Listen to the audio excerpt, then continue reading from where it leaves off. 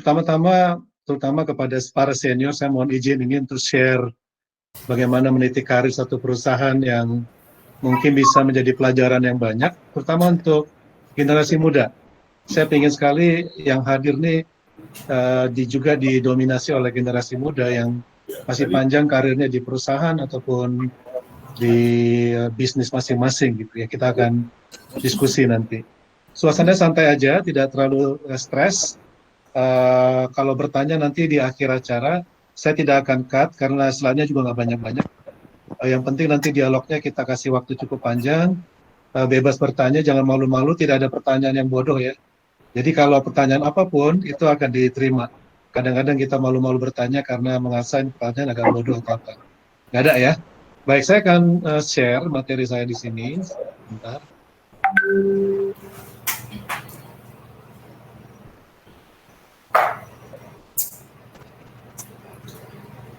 Oke.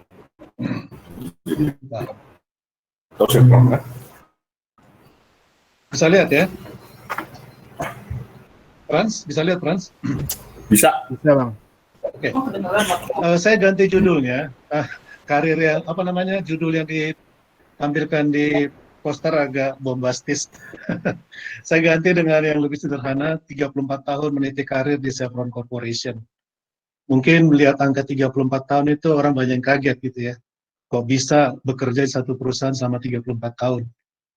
Dedikasinya luar biasa, ya. Mungkin untuk zaman milenial sudah mulai jarang orang yang bertahan bekerja di satu perusahaan sampai 34 tahun. Nama saya Anto Sianipar, sekali lagi, soal nama nanti di akhir acara saya cerita, ada cerita yang unik, mengapa nama itu menjadi Yanto gitu ya, yang bukan nama saya sebenarnya. Nanti akan ceritakan. Baik, 34 tahun meniti karir dengan segala macam perjalanan yang akan saya share, mudah-mudahan menjadi inspirasi untuk teman-teman sekalian. Saya mulai dengan latar pendidikan saya, latar belakang pendidikan. Nggak hebat-hebat amat sekolahnya sebenarnya ya, nggak sampai master degree atau doktor. Saya hanya seorang insinyur teknik kimia, besar di Pematang Siantar, SD Taman Asuhan, mungkin ada beberapa yang tahu. Ini sekolah khusus orang-orang kebun katanya. Dari segala macam perkebunan di sekitar Simalungun, tiap hari kita naik bus 30 menit, 40 menit, sekolah di Siantar yang orang suka bilang anak kebun, yang kesannya kampungan, karena nggak gaul gitu ya, tinggal di kompleks perkebunan.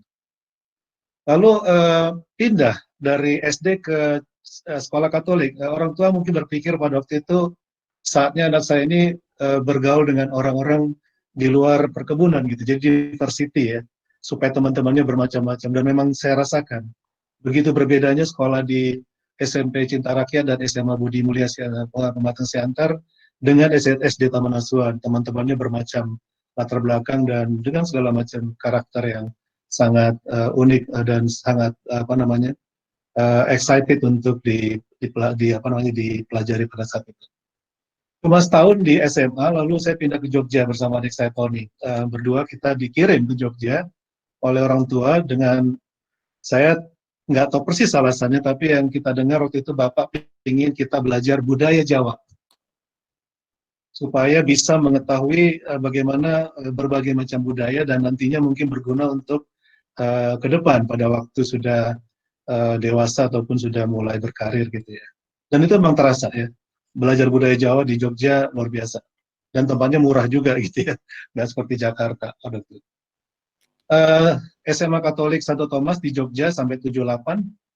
Lalu 79 saya masuk ITB Teknik Kimia. Pada awalnya saya tidak memilih ITB sebagai jurusan pilihan pertama karena saya bilang ITB berat sekali gitu ya. Gajah Mada mungkin pada waktu menjadi pilihan. Namun beruntung coba-coba ITB menjadi pilihan dan terima kasih Tuhan bisa masuk teknik kimia. Jadi ada catatan di bawah, bertumbuh di lingkungan kompleks perkebunan yang sangat tertutup gitu dan hanya sedikit orang yang di sekitaran kita.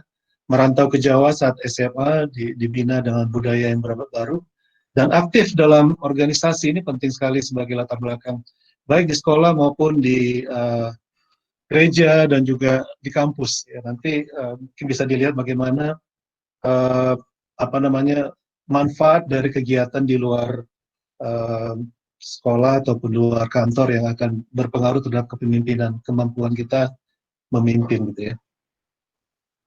Soal hobi, banyak yang tahu saya penyanyi, apa namanya, suka tarik suara, segala macam bentuk nyanyian, nyanyi solo, nyanyi duet, nyanyi trio, vokal grup, band, paduan suara, uh, pasti suka kalau sudah urusan tarik suara.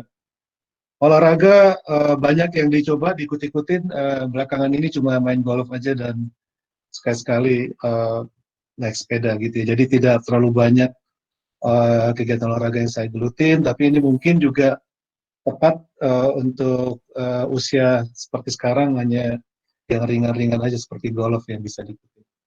Nah ini juga berpengaruh nanti, bagaimana perkembangan karir dikaitkan dengan hobi gitu ya.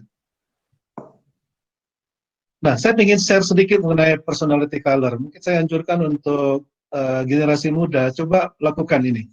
Gampang tesnya, cari di internet, banyak sekali tools yang bisa dipakai untuk mentes personality color kita gitu ya. Dan saya sejak awal sudah mengetahui bahwa itu hijau dan kuning. Kadang-kadang ada dominan di satu warna, tapi saya kebetulan hasil tesnya itu bercampur 50-50 gitu. Hijau, kalau lihat di situ bagaimana tipe atau karakternya, dan kuning bagaimana. Hijau orangnya caring ya. Saya mungkin yang ambil yang cocok-cocok dengan saya itu di itu yang ada di sini. Jadi sebentar ya. Jadi caring, passion ya, orang penyabar, suka sharing, sedikit introvert ya, tapi juga kadang-kadang extrovert gitu.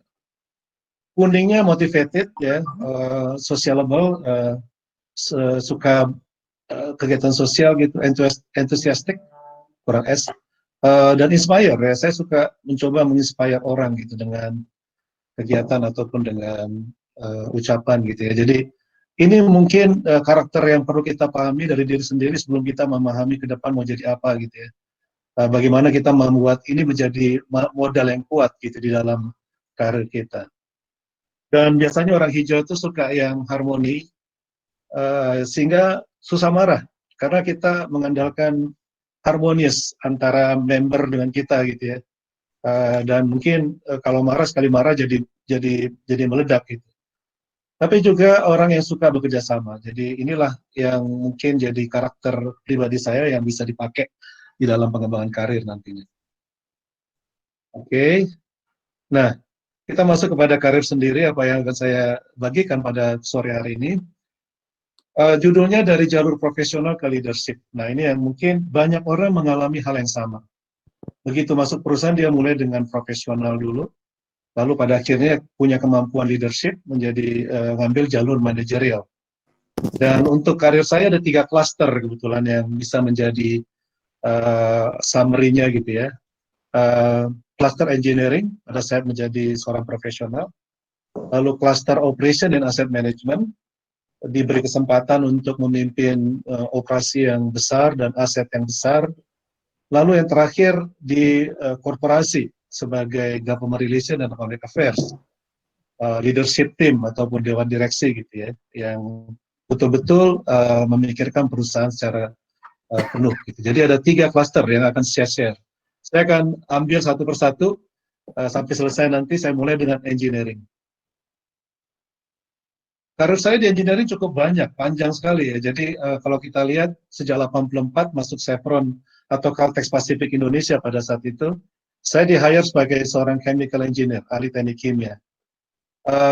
Teknik kimia di perusahaan migas seperti Caltex Pacific Indonesia pada saat itu sangat basic. Tidak mempunyai kilang minyak, tidak mempunyai processing petrokimia, tapi hanya produksi minyak mentah. Jadi kebutuhan ahli teknik kimianya sangat minim.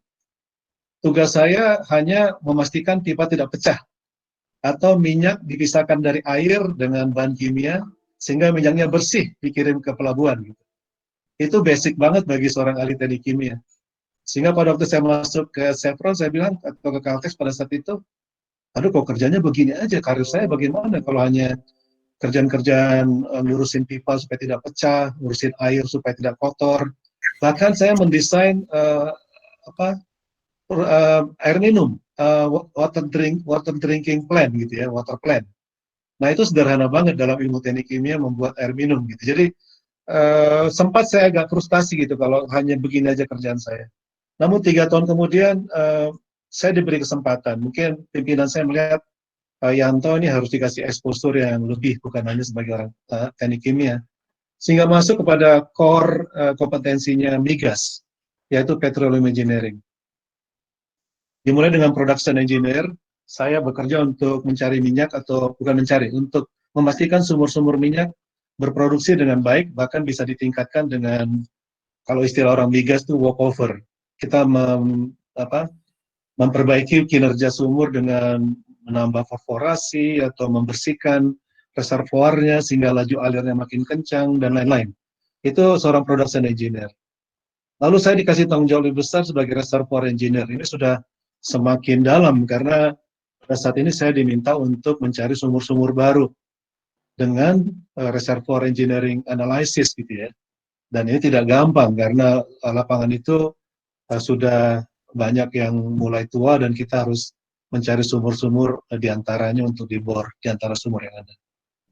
Nah, cukup berhasil menjadi seorang reservoir engineer walaupun bukan orang perminyakan. Saya dikirim ke Amerika setahun untuk belajar petroleum engineering. Nah, itu on the job training, OJT itu ya.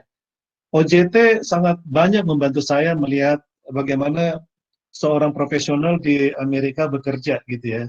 Dari hutan di Riau, belajar di Dallas dan di Midland, Texas, melihat profesional petroleum engineering bekerja, kaget saya. Ternyata kita jauh tidak, mereka jauh lebih mature. Mature dalam hal analisis, dalam hal tanggung jawab, komitmen, problem solution, dan segala macam. Jadi pelajarannya luar biasa. Pulang dari Amerika, saya dikasih tanggung jawab lebih besar, jadi senior reservoir engineer, saya sudah memegang satu aset area gitu ya, untuk pengembangan lapangan-lapangan yang di dalamnya. Ada sekitar 15 lapangan, saya diserahkan tanggung jawab untuk dikembangkan. Tidak lama kemudian, 3 tahun, saya dipindahkan lagi menjadi seorang suatu jabatan yang aneh menurut saya pada saat. Kenapa saya dikasih jabatan yang aneh seperti ini? Itu Total Quality Management. Ternyata ada maksudnya, karena dengan exposure di TQM, kalau teman-teman ingat yang senior itu gugus kendali mutu, Quality Circle yang dari Jepang. Saya diminta untuk menjadi koordinator pelaksanaan Quality Circle. Dan itu pelatihan, saya melatih orang-orang untuk menjadi ahli, bukan menjadi ahli, bisa memakai tools-nya di dalam timnya masing-masing. Membuat menggunakan data statistik untuk mencari improvement ataupun solusi terhadap permasalahan di lapangan. Dan itu cukup menarik menjadi seorang pelatih gugus kendali mutu pada saat itu. Cuma gak lama, setahun kemudian saya dipindah ke Jakarta pada saat itu sebagai seorang strategic planner, membantu Presiden Direktur Caltex pada saat itu untuk membuat beberapa presentasi, untuk mulai diekspos ke pemerintah, untuk mengatur pengajuan proyek dan lain-lain. Dan setelah itu menjadi seorang koordinator exploration, production, and technology. Tugasnya sangat berat. Saat itu adalah membawa seluruh proyek-proyek pengembangan, baik itu drilling program maupun workover program ke BPPKA. Waktu itu ada yang namanya SKK Migas sekarang. Itu untuk approval seluruh budget yang kita akan pakai untuk proyek. Karena modelnya cost recovery, sehingga pemerintah harus menyetujui seluruh proyek kita. Proyek-proyek drilling itu harus minta AFE namanya, persetujuan dari pemerintah sebelum dibor. Baik itu pengadaannya, baik itu work program budgetnya, dan segala macam. Jadi cukup bagus ya pengalaman exposure pemerintah, walaupun hanya di bidang teknis. Lebih banyak ngomongin technical. Nanti akan lihat kemudian berikutnya pada saat diekspos kembali, bukan lagi urusan technical. Jadi pada saat ini 100% engineering gitu ya. Jadi apa pelajaran atau apa proyek yang saya dapatkan pada saat itu cukup banyak yang major lah, saya coba share di sini. Pencapaian sebagai seorang engineer, mulai dengan chemical engineer, kalau lihat di situ nomor 1, 2, 3 itu kaitannya dengan chemical engineering, biaya bahan-bahan kimia kita optimisasi gitu ya. Kimianya sederhana bahannya. ada scale inhibitor, corrosion inhibitor, demulsifier, yang tugasnya fungsinya untuk memelihara perpipaan supaya tidak bocor, supaya tidak pecah, supaya air yang dibuang ke hutan itu tidak mengandung minyak, supaya tidak mengandung pollution materials. Lalu air injeksi, water flood project. Bagi orang-orang migas ini sangat biasa nih water flood project. Mungkin bagi orang non migas agak aneh ya. Kalau ada water flood gitu, water flood itu banjir. Tapi kalau di perminyakan itu injeksi air ke reservoir. Di Minas project kita paling besar di Asia, project water flood yang ada di Minas, di Riau. Lalu di reservoir engineering saya bertanggung jawab banyak menyelesaikan proyek-proyek pengembangan lapangan, Bekasa, Pematang, dan Petani, dan banyak lapangan kecil lainnya. Tadi ngomong gugus kendali mutu, saya melatih 1.200 pegawai untuk paham menggunakan tools dalam quality circle. Lalu ini dia, waktu di Jakarta, proyek-proyek yang besar seperti Minas Light Oil Stream Flood, finansial insentifnya benar-benar berat untuk mendapatkan persetujuan pada saat itu, dan saya diminta untuk menjadi fasilitator dengan pemerintah mendapatkan insentif yang khusus untuk proyek ini. Lalu work program and budget, drilling program itu yang banyak sekali tiap tahun kita kerjakan. Pada saat itu Chevron membor sekitar 200-300 sumur setahun. Jadi itu approval-nya satu-satu, kebayang kerjaannya. Tiap hari itu ke kantor BPPK minta approval sumur by sumur gitu ya. Dan nggak gampang, kadang-kadang biasalah. Yang namanya kantor Pertamina pada situ dan sekarang pemerintah. Terlalu banyak non teknisnya. Saya juga terlibat dalam reorganisasi departemen pada saat itu, dan mulai diekspos untuk organization capability gitu ya. Nah itu pencapaian sebagai engineer, dan apa yang menjadi pelajaran macam-macam ya. Mungkin setiap orang berbeda-beda, tapi saya belajar ada 9 aspek ini. Yang pertama, sebagai sarjana TK, saya harus belajar PI 101, belajar permeability itu apa, atau laju alir di reservoir bagaimana ngitungnya, bagaimana mensimulasi suatu lapangan, produksinya ke depan bagaimana. Cukup unik belajar PI yang dari teknik kimia di atas permukaan gitu ya, surface facilities. Petroleum engineering bawah permukaan. Kita berimajinasi bagaimana bentuk porositas dari satu batuan, bagaimana aliran di bawah tanah. Nah itu sangat berbeda sekali dengan ilmu yang dipelajari di kampus. Tapi kita bisa lah belajar, karena proses engineering juga mirip-mirip dengan reservoir engineering mungkin ya. Kemampuan problem solving sangat penting sebagai seorang engineer, dan itu pelajarannya luar biasa, banyak sekali problem yang harus kita pecahkan. English is a must. Nah ini salah satu catatan untuk teman-teman, mungkin orang muda sekarang nggak terlalu kagok dengan English ya. Zaman saya English barang mahal gitu ya. Tidak semua kita fasih bahasa Inggris. Saya masuk Caltex itu, Inggris saya itu dimulai dari waktu di training, saya harus ikut training. Itu dari English pertama, English 1, English 2, English 3, advance, dan akhirnya writing skill. Saya harus ikut 5 kelas, masing-masing 3 bulan untuk belajar Inggris. Dan bahasa Inggris is a must kalau kita mau belajar di international company kayak Chevron ini. Etika kerja juga penting, dan ini yang sangat-sangat dipertahankan oleh Chevron sampai sekarang. Yang menurut saya satu keunggulan perusahaan yang harus dipertahankan. Disiplin kerja dan etika bisnis. Seluruh transaksi keuangan betul-betul terstruktur, tercatat dengan baik.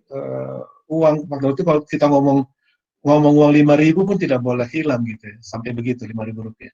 Jadi sangat-sangat tegas mengenai etika bisnis. Yang kelima, saya mendapat keuntungan dengan rotasi secara cepat, 2 tahun, 3 tahun pindah posisi. Banyak orang yang mungkin baru 5 tahun dipindahkan, mungkin karena perusahaan juga melihat progres dari seseorang itu berbeda-beda. Saya mendapatkan kesempatan untuk pindah setiap 2-3 tahun sekali. Yang 6 ini bagus nih, kadang-kadang kita di dalam satu perusahaan, kondisi perusahaannya tidak memungkinkan kita untuk melakukan kesalahan. Beberapa kali saya melakukan kesalahan, tapi tidak perlu takut, karena kadang-kadang bos saya bilang, kalau kamu salah berarti kamu kerja. Gitu.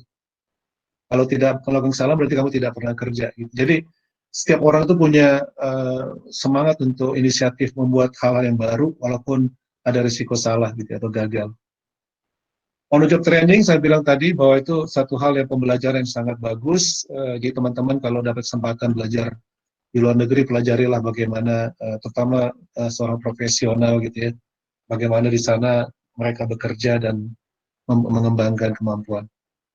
Bekerja di tempat terpencil punya tantangan. Saya 5 tahun di Caltech sudah sempat mau keluar karena bekerja di tengah hutan nggak enak, nggak gampang.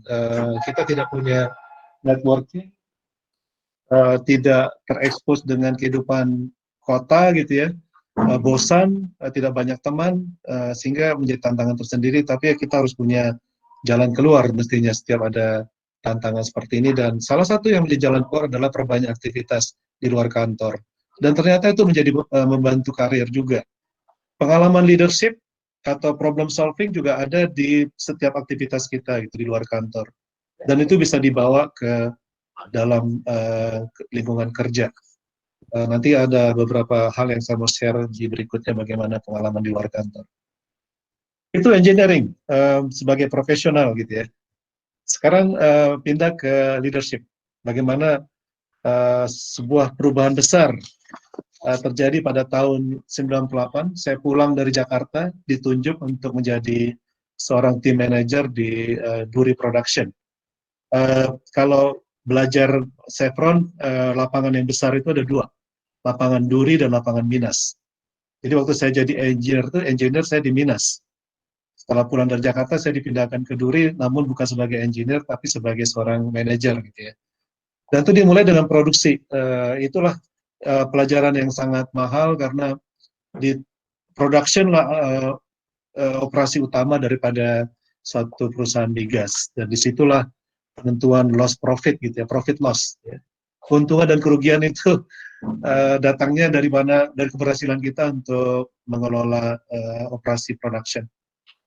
Namun nggak lama saya dipindahkan ke well work. Well work ini mungkin teman-teman banyak yang nggak tahu apa sih well work gitu ya.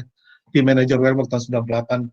Itu sebenarnya well service organization. Jadi saya dikasih tanggung jawab untuk mengelola 33 rig. Rig itu menara pemboran. Cuma dalam hal ini bukan untuk bor, tapi untuk memperbaiki sumur atau well service. 33 rig, 250 pegawai Caltex dan sekitar 3.000 pegawai kontraktor. Dan itu nggak gampang. Masalah safety menjadi isu yang sangat utama pada saat menjadi seorang manajer well work. Lalu masalah orang, human, ya jadi orang-orang yang senior. Saya ke situ masih umur 38, 38, anak buah saya umur 40, 50, 53, yang sudah sangat melotok dengan operasi menara bor. Maka mereka bilang, saya tahu bautnya bor itu di mana aja. Gitu. Saya nggak tahu. Tapi bukan berarti saya harus belajar di mana bautnya bor, menara bor gitu ya, bukan. Nah, disitulah fungsi leadership yang muncul, bahwa kita tidak harus 100% tahu mengenai teknikal, tapi kita tahu bagaimana itu bekerja. Namun yang paling penting adalah bagaimana kita mengelola orang. Jadi dari spesialis menjadi generalis, dari pakai ruler atau grafik-grafik kepada isu konflik, bagaimana membangun motivasi pegawai, bagaimana menangani orang-orang yang sudah jenuh, yang frustrated dengan karirnya, bagaimana menangani keuangan, bagaimana menangani promosi dan lain-lain, target-target kerja. Jadi sangat berbeda antara operasi engineering dan leadership. Lalu nggak lama, 3 tahun di sana saya dipindahkan untuk menjadi seorang ahli safety and environment, ya, manager safety and environment di Rumbai pada waktu itu. Dan ini betul-betul bertanggung jawab untuk seluruh operasi di Rokan Block. Mungkin kalau teman-teman migas tahu apa itu Rokan Block, ya, yang paling besar di Indonesia. Dan itu membuat satu standar atau manual safety, environment, memonitor kinerja safety, melakukan analisa kecelakaan, mengirimkan laporan ke pemerintah. Jadi memang betul-betul berbeda dengan operation, tapi sangat dibutuhkan. Perusahaan tuh sangat mengandalkan kinerja keselamatan sebagai faktor utama keberhasilan mereka dalam mencapai kinerja gitu ya. Lalu ada operational excellence, ini mirip dengan safety dan environment, semua ditambahkan dengan reliability dan efisiensi. Jadi kombinasi environmental safety, health, dan efisiensi dan reliability namanya operational excellence.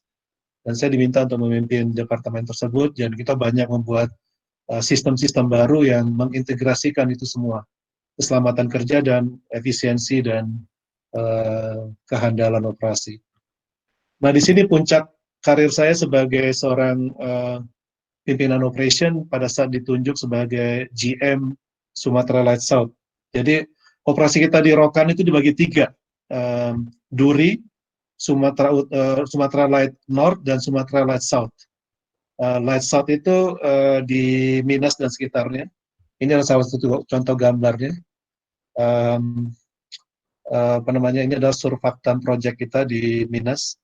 Dan saya ditunjuk untuk memimpin satu bisnis unit kecil gitu ya, namanya Sumatera Light South, yang semua fungsi ada di situ.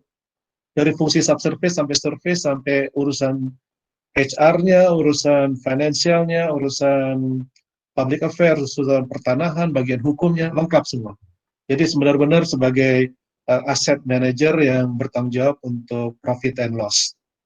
Dan cukup panjang di sana sebelum pindah ke Jakarta. Saya nanti akan ceritakan setelah ini. Jadi puncak sebagai seorang operation dan asset manager pada saat ada di Minas, di Sumatera Light South. Ini pencapaiannya selama menjadi manajer, nggak perlu detail, saya coba akan summary dikit. Saya dikasih tanggung jawab untuk melakukan transformasi suatu departemen yang tadi cerita soal well work Duri. Duri Steam Flood Project, kalau teman-teman mau belajar migas, cukup terkenal. Ini adalah steam flood project terbesar di dunia, sama dengan yang ada di San Francisco, di California maksud saya. Itu injeksi uap. Jadi reservoir kita diinjeksikan dengan uap supaya produksi minyaknya bertambah atau recovery-nya, karena adanya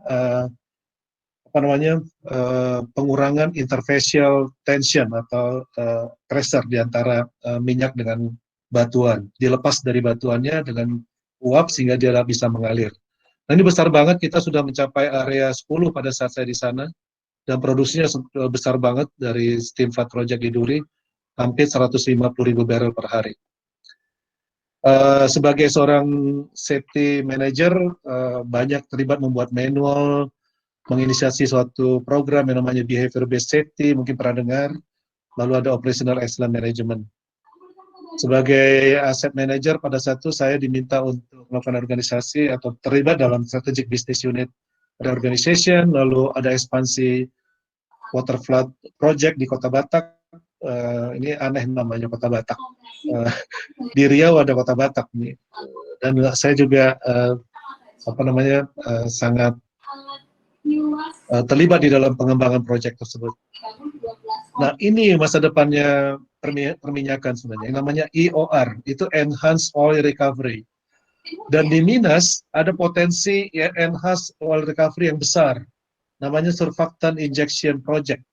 Sampai sekarang belum mulai. Waktu saya di Minas itu field trial, baru coba-coba dengan bahan kimia yang khusus untuk membuat proyek itu proses kimianya di reservoir berjalan dengan baik, seperti yang saya terangkan tadi, gambar yang sebelumnya. Dan itu berhasil, proyek field trialnya.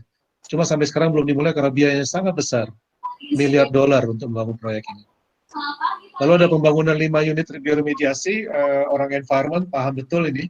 Bioremediasi itu unit untuk membersihkan tanah yang terkontaminasi minyak. Jadi kita lakukan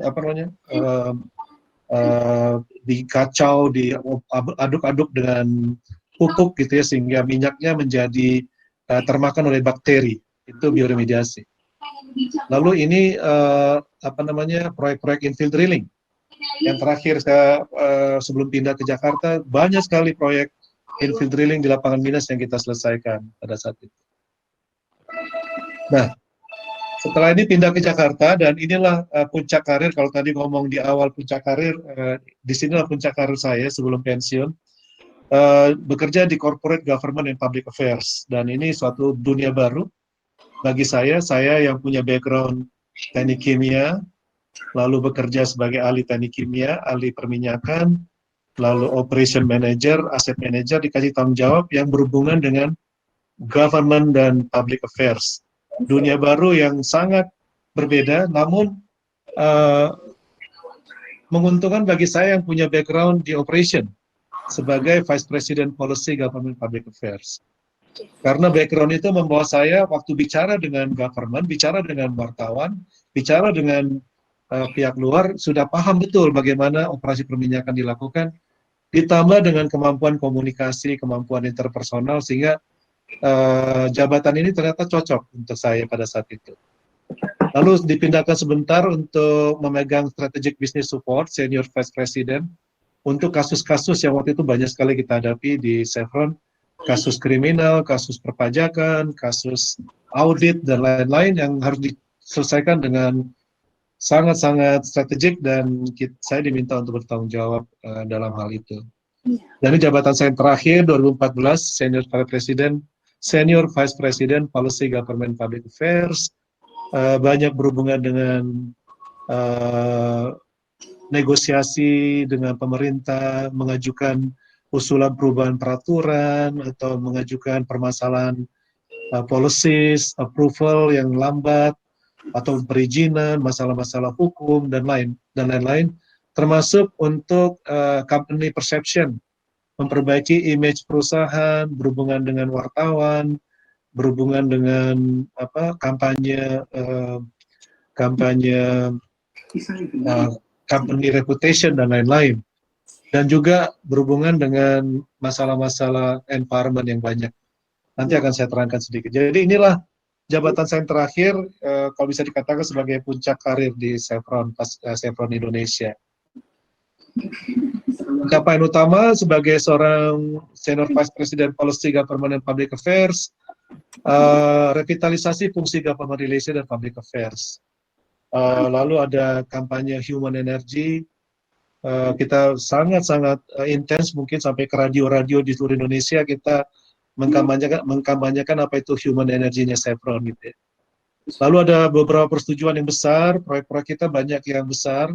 Indonesia Deep Water Development Project ini di Selat Makassar, dekat Mahakam Blok ya, besar sekali. Sampai sekarang belum dimulai, tapi kita sudah memulai pada saat zaman saya di situ untuk persetujuan studi dan lain-lain. Ada pengembangan steam flood Duri bagian utara yang juga besar. Lalu tadi surfactant injection project yang diteruskan sampai sekarang walaupun belum mencapai scale lapangan gitu ya. Nah, nomor 4 ini yang juga menarik, saya 4 tahun bertanggung jawab untuk menyelesaikan kasus kriminal bioremediasi.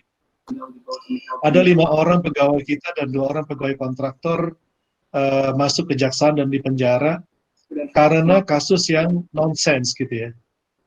Proyek bioremediasi kita dituntut oleh kejaksaan sebagai kasus kriminal karena kita merugikan negara sekitar 10 juta dolar gitu. Dan ini sangat-sangat memalukan karena kasus ini betul-betul didasari oleh hal yang tidak berdasar secara teknikal gitu. Nggak perlu detail, tapi 4 tahun kita dari tipikor sampai Mahkamah Agung, sampai PK, sampai orang kita bebas semua. Prestasi yang cukup panjang, usaha yang cukup panjang, namun sangat lega karena orang bilang the truth will prevail. Kebenaran akan muncul walaupun kita tidak dengan cara-cara yang macam-macam, semuanya hanya berdasarkan hukum, kita semua proses secara proses yang secara regulasi, dan kita hasil menang akhirnya. Lalu ada transformasi bisnis unit di Chevron Indo-Asia, saya juga terlibat di dalamnya. Lalu kita mentransfer aset kita yang besar-besar karena kita jual ya, aset sale gitu ya, ada geothermal Darajat dan Salak sekarang dengan Star Energy ini. Lalu ada Blok East Kalimantan yang kita kembalikan ke Pertamina habis kontrak. Saya juga terlibat dalam proses perpanjangan kontrak Rokan Block yang sangat terkenal. Akhirnya kita kalah, aku kecewa. Teman-teman Pertamina akan meneruskan operasi Rokan Block mulai tahun 2021. Nah, sedikit gambar ini saya ingin terangkan ya sedikit ya. Sebagai seorang public affairs leader waktu itu kita bangga sekali melihat ini. Ini adalah politeknik di Aceh setelah tsunami. Kita bangun politeknik yang sangat bagus di Banda Aceh dengan bantuan dengan kerjasama dengan USAID. Kita bisa membangun satu sekolah yang sampai sekarang menjadi sekolah teladan di Banda Aceh, Politeknik. Di Pekanbaru juga kita punya satu mirip-mirip seperti ini.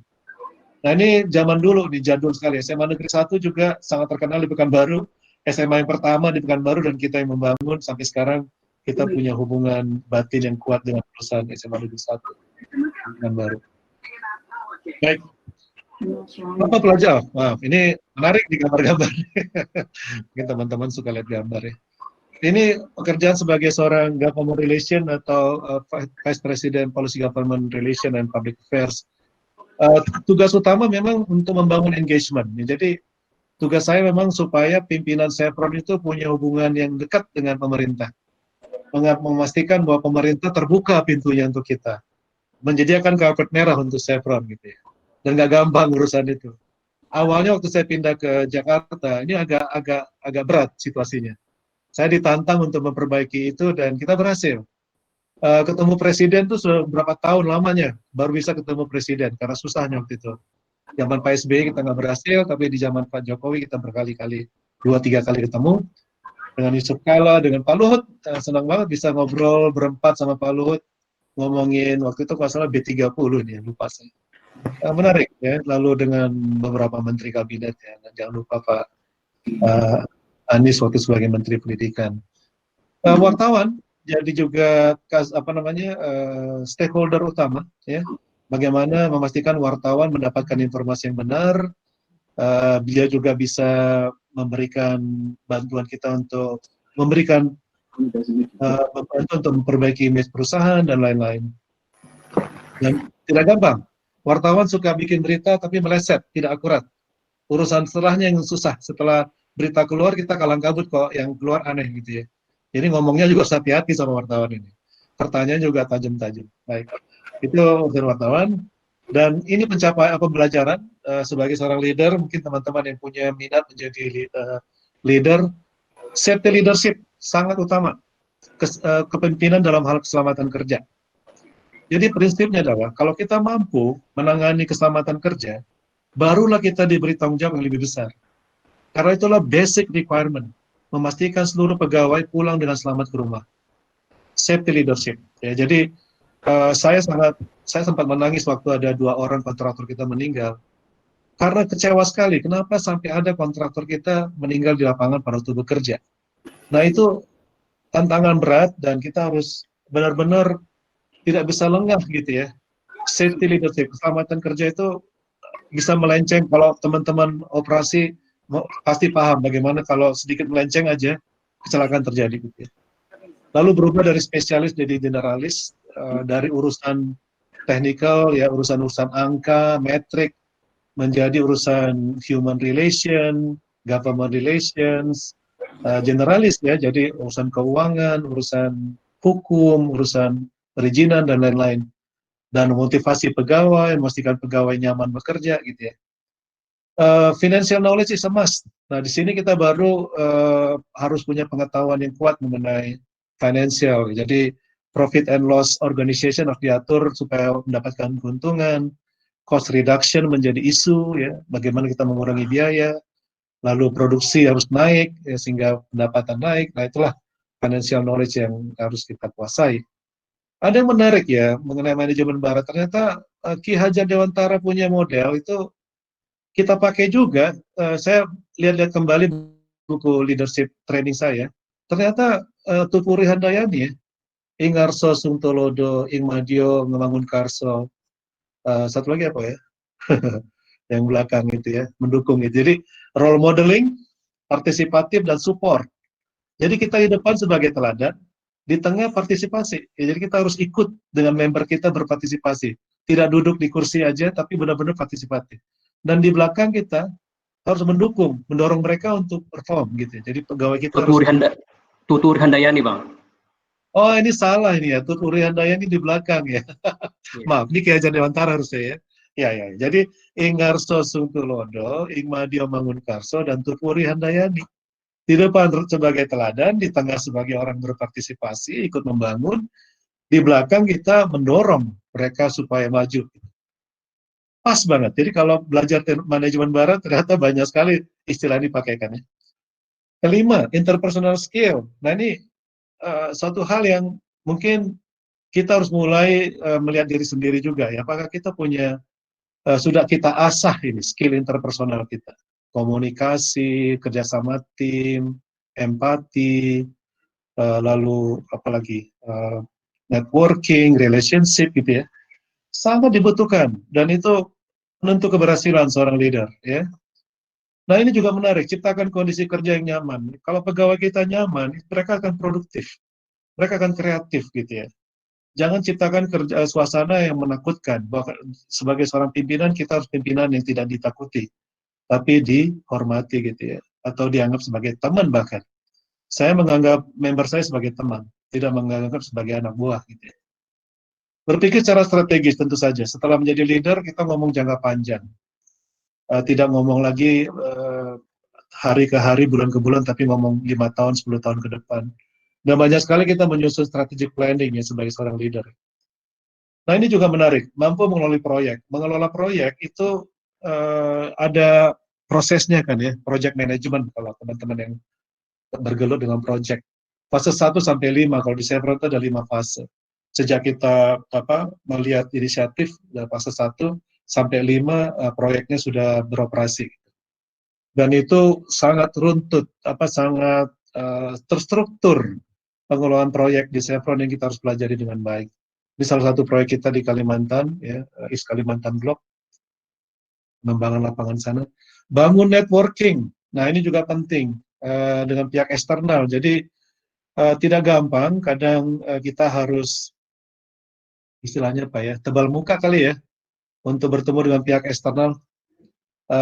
Orang yang introvert mungkin susah, saya kadang-kadang introvert tapi kadang-kadang extrovert. Pada saat ekstrovertnya keluar, ya itu enak gitu, bisa, wah ini ketemu dengan pemerintah ini malah jadi fun gitu ya. Karena kita bisa menikmati, tapi kadang-kadang kita malu, kadang-kadang kita takut, kadang-kadang kita rendah diri gitu. Tidak, harus benar-benar kita kuat mentalnya menghadapi pihak eksternal. Nah ini menarik, yang terakhir yang saya pelajari sebagai seorang pimpinan stakeholder, government relation dan public affairs, yaitu stakeholder management. Nanti kalau teman-teman mau belajar cari bukunya itu sangat banyak mengenai stakeholder management. Dimulai dari profiling, lalu kita mapping lah bagaimana influence dia terhadap perusahaan kita, lalu bagaimana karakter si stakeholder tersebut, bagaimana pendekatan yang paling baik, apakah makan siang, apakah hadir di pesta kawin anaknya, itu banyak sekali yang bisa kita lakukan dengan stakeholder management. Lalu isu manajemen, nah ini juga bagaimana kita menyelesaikan isu yang sifatnya banyak non-teknis.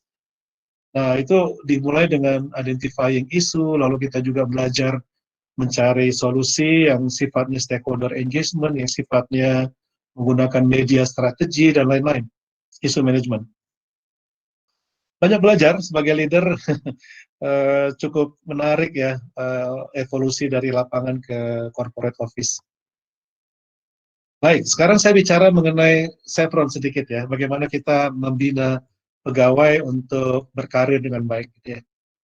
Agak teoritis sedikit, tapi mungkin saya kalah dengan siapa tadi yang orang HR. Mudah-mudahan saya bisa sedikit bicara soal HR. Oke, perencanaan karir dibangun bersama dengan perusahaan. Jadi kita harus bersama-sama. Ya, jadi dimulai dari diri sendiri. Nah ini ada lima langkah awal melakukan self assessment. Jadi teman-teman yang mau membuat satu perencanaan karir, coba lihat 5 ini ya. Know yourself ya. Jadi kita harus tahu bagaimana keadaan kita, siapa Anda, siapa latar belakangnya apa, segala macam, yourself.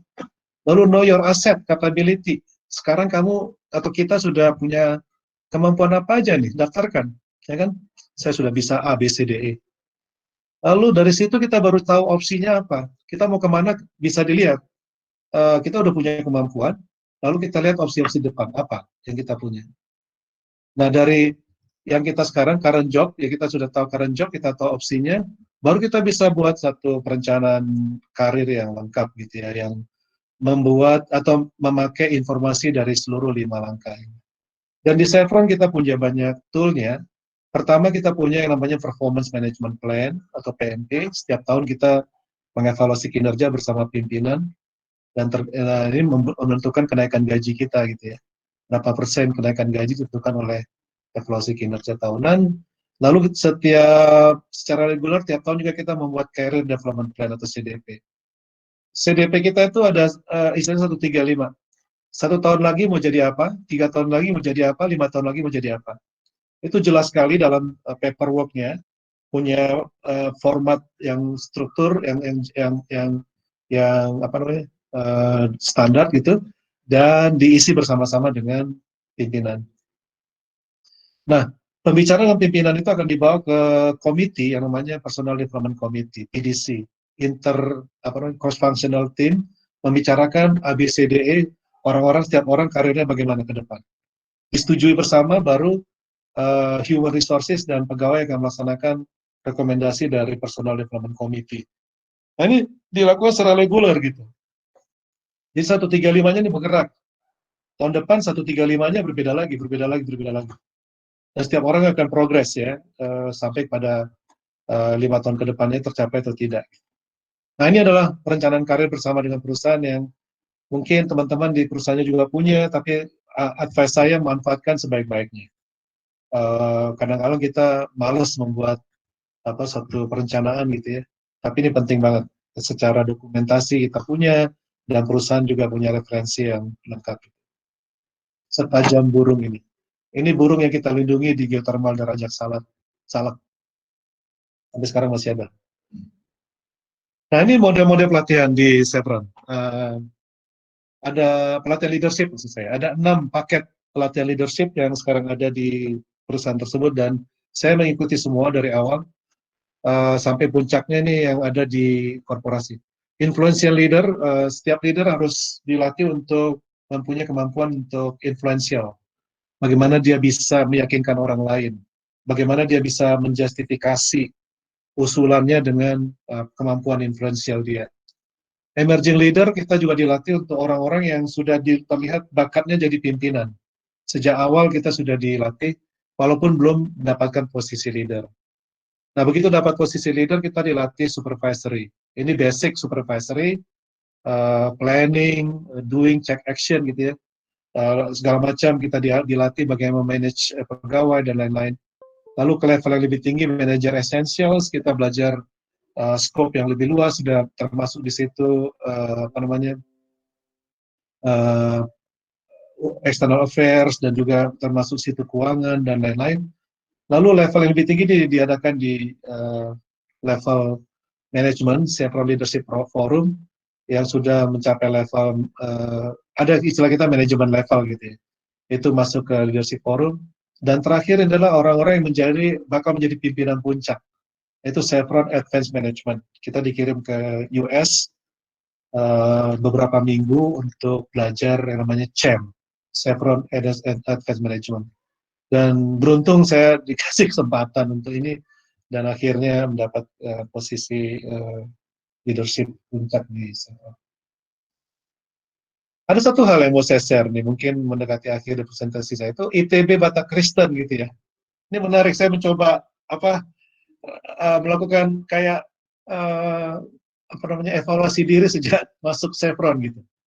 Dan ternyata ada 3 style leadership yang bisa kita pakai sebagai seorang Batak, sebagai orang Kristen, sebagai sarjana ITB. Jesus leadership style, semua orang kita tahu lah ya. Jesus is the one that model the way. Dia benar-benar menunjukkan keteladanan. Servant character. Leadership juga harus punya servant character ya. Saya pernah ikut training. Satu saat bos saya melayani kita bikin kopi. Diminta untuk melayani kita bikin kopi. Satu-satu. Nah, itu mencontohkan bahwa sebagai pimpinan kita harus punya karakter servant juga gitu. Tidak hanya bossy aja gitu. Focus and understand others, ini juga Jesus leadership. Mengetahui orang lain. Learning and understand others before you being understood gitu ya. Mengerti orang lain dulu sebelum kamu dimengerti orang. Consider the individual. Tuhan Yesus sangat melihat individu sebagai nilai yang sangat tinggi. Jadi siapapun orangnya sama. Dia punya kapasitas masing-masing, talent sendiri-sendiri. enable others to achieve, dan encourage the heart. Nah, ini juga heart yang penting di touch, disentuh hati daripada pegawai kita, sehingga dia merasakan keberadaan kita, kehadiran kita. Pemimpin Batak, ternyata ada, saya dapat dari artikel yang saya lupa siapa mengarang. Pemimpin Batak punya budi pekerti yang luhur, terbuka, punya ambisi yang kuat. Nah, ini mungkin yang juga harus jadi keunggulan orang Batak ya. Berambisi lah kita. Jangan menyerah gitu ya. Kalau suatu saat kita mentok, pasti ada jalan yang lain yang membuat ambisi kita tercapai. Pantang menyerah. Di Riau orang Batak itu udah menguasai kebun kelapa sawit karena model karakter kita yang pantang menyerah. Jadi di perusahaan juga kita jangan sampai menyerah dengan keadaan. Orang Batak juga punya sifat keteladanan, apalagi kalau sudah masuk ke peradaton, sangat direspek orang yang punya keteladanan. Sarjana ITB apa karakternya? Katanya ini runtut, sistematis, ya, orang yang dilatih untuk sistematis, profesional dan kreatif. Sejak di kampus kita sudah dilatih untuk kreatif ya. Banyak kegiatan yang memancing kreativitas kita. Berwawasan luas ya, kita orang yang suka mempelajari di luar dunia kita, aktivis-aktivis kita, belajar politik sangat bagus gitu ya, misalnya. Punya interpersonal skill yang bagus karena kita mungkin ditempa dalam kebersamaan, sehingga solidarity forever itu terbangun, solidaritas tinggi. Jadi irisan ini mungkin ada pada saya juga. Waktu saya lihat diri saya, oh ya, saya belajar banyak dari Jesus, belajar banyak sebagai seorang Batak, sarjana ITB, dan irisannya menjadikan suatu gabungan yang sangat excellent gitu ya. Pimpinan yang bercirikan Kristen, Batak, dan ITB gitu. Luar biasa. Dan terakhir, saya mau kasih takeaway untuk teman-teman sekalian. Pertama, perencanaan karir datang dari diri sendiri. Jangan menunggu dari orang lain. Lihatlah diri kita, assess diri kita, dan pilihlah jalur Anda gitu. Jadi yang kedua, pilih jalur karir, mau jadi profesional atau manajerial. Saya bukan orang yang pintar-pintar banget, saya nggak mau pakai jalur profesional, saya tidak bisa bersaing dengan konsultan-konsultan kita yang jago teknis gitu ya. Saya ambil jalur manajerial dan ternyata cocok pilihannya. Lalu tinjau dan rencanakan karir secara reguler. Ya. Jadi harus belajar karir. Ya. Jadi rencanakan karir kita dan tinjau selalu. Safety leadership tadi saya ngomong sangat penting ya, kepemimpinan dalam hal keselamatan kerja. Interpersonal skills diperlukan untuk jalur manajerial, baik yang dengan bawahan, dengan atasan, dengan peers gitu ya. Interpersonal skill kita sangat mempengaruhi. Lalu latar belakang pendidikan tidak menjadi satu-satunya penentu. IP saya rendah, kalah dengan Ito tadi ya, atau Namboru saya tadi ya. Bukan, Ito. Saya IP-nya, waktu itu dari 5 ini ya, sekarang kan 4 ya. IP saya 2,3 dari 5, kebayang nggak? Nggak jago-jago amat di sekolah. Tapi mungkin beruntunglah saya punya kemampuan, punya pengalaman banyak di organisasi, pengalaman atau talenta yang bisa dikembangkan. Bukan hanya dari pendidikan aja, tapi kita punya talenta masing-masing. Dan itu dikembangkan. Menjadi seorang ahli public affairs, modalnya komunikasi penting banget. Kalau kita nggak pintar berkomunikasi, jangan masuk ke public affairs atau government relations. Jadi talenta itu kembangkan. Talenta bernyanyi saya pakai juga sebagai modal saya untuk expose. Setiap kegiatan saya menyanyi di pesta-pesta, di acara-acara company gitu ya, nyanyi dan dikenal oleh atasan jadinya. Pakailah itu, kalau ada kesempatan ya munculkan, jangan kita simpan aja. Lalu berorganisasi di kampus, luar kantor sangat bantu. Saya waktu di Minas baru masuk jadi engineer sana, aktif di 5 klub bowling lah, klub volleyball, main bulu tangkis, belajar bridge, segala macam itu kita lakukan untuk bukan hanya untuk mengisi waktu kosong, tapi belajar untuk berorganisasi, belajar interpersonal skill dan lain-lain. Mungkin itu takeaways atau sesuatu yang bisa dibawa oleh teman-teman sekalian, terutama generasi muda Batak ini. Banyak sekali kesempatan kita untuk maju. Mau lihat Akadongan.